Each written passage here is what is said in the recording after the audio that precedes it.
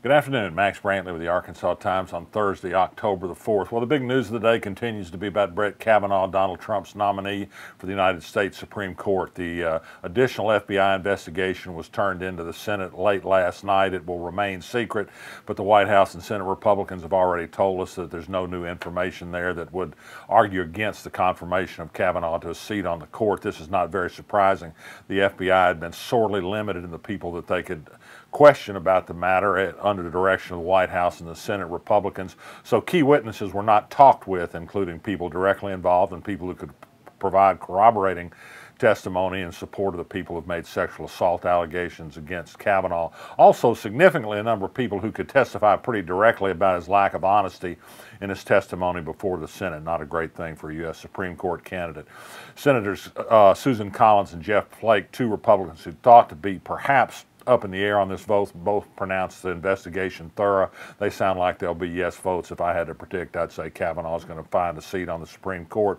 A late-breaking development was a letter signed by 1,200 law professors and counting that say that Kavanaugh isn't fit to be on the Supreme Court because of the partiality he displayed in his unhinged rant before the committee last week. At least 6 law professors from Arkansas joined in signing that letter, so that's one small piece of good news.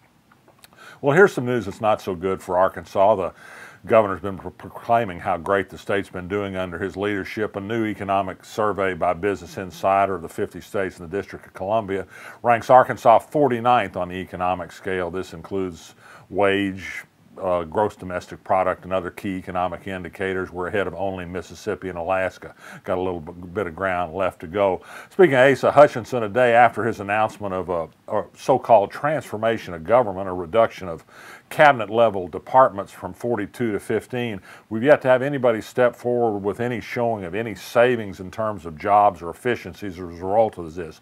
It's still looking mostly like a shuffling of deck chairs. More to come yet on this, but no jobs will be lost. No agencies will be eliminated. They'll just be put under different leadership. Interesting to see how that plays out. Preferred Family Health Care, that's the giant behavioral health care provider that's been locked up in a huge scandal in Arkansas involving bribes, kickbacks, and illegal campaign contributions, said yesterday that it has reached a definitive agreement with a nonprofit called Quapaw House of Hot Springs, and it will phase out its business in Arkansas by October 12th, and most of that business will be taken over by Quapaw House affiliates. The hope is that many of the 500 or so employees that work for Preferred Family around the state will be able to get jobs with the new organization.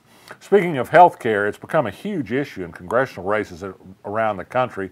Republicans who voted against the Affordable Care Act and who voted for House legislation that essentially would kill coverage for pre-existing conditions for sick people are under fire, and a lot of them are putting out dishonest advertising that say they're for these very things that they voted against. This would include United States Representative French Hill, a Republican from Little Rock, who voted for that terribly damaging health legislation and now is depicting his opponent, Clark Tucker, as an enemy of health care, which is kind of a joke. Tucker has a new feel-good ad out that emphasizes his health care posture, brings out his 97-year-old grandmother, Catherine Bost, who's a wonderful character for sure.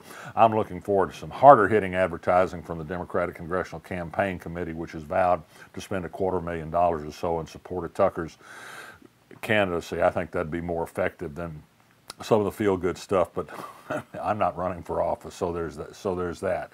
One other thing today, we just learned that the Judicial Discipline and Disability Commission had added Supreme Court Justice Shawn Womack to the list of 6 other Supreme Court justices who found to have been in violation of ethical canons for not giving Circuit Judge Wendell Griffin due process before removing him from a case involving a case that he decided about use of drugs and executions. Womack had been left out of the first thing because he hadn't had a full time to respond to it. He's had that time, and he's been found in violation of the same rule that the others have been found in violation of. Here's a little piece of inside information that may not turn up in the local print. I was at the airport last night and saw Carl Bernstein arrive on an airplane. Turns out the Watergate journalist was in town for a private speech. The Arkansas Hospital Association, having a bad day today on pronunciation, sorry. And apparently, I'm told by somebody who was there, it was a rip-roaring speech about the importance of news media in America today. He said, yes, quite a bit about the blatant dishonesty he sees in Donald Trump, one of the worst things ever. He got a lot of pushback from this audience, interesting to say, and he apparently gave just as good as he got. Carl Bernstein knows how to resist, so do we. I'm Max Brantley. I'll be back tomorrow. If you listen to our music, you will feel it. You feel it in here.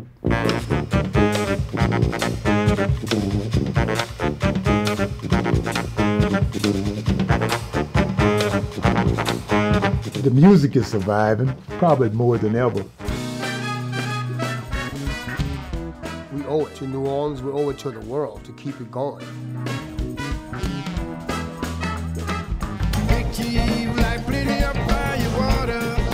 It's a feeling that you have that was deep in you, powerful.